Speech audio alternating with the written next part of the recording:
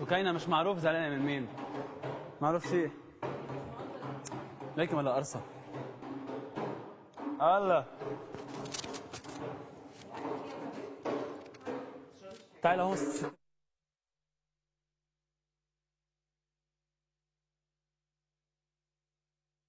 انا ليه؟ مش انا عايزه اطلع الدروس.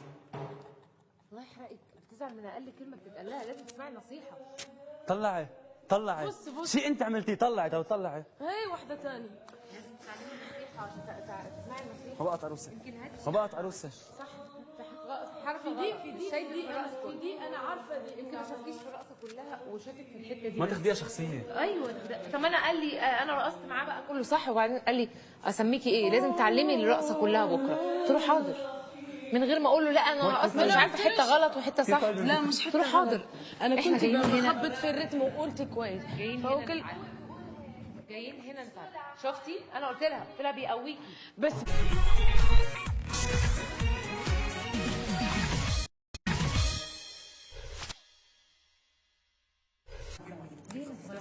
ما عرفتيش تغني في الايفان ده؟ عشان صوتي رايح. ماشي صوتك رايح ليه؟ عشان صوتي رايح. في لا صوتك رايح حاجه؟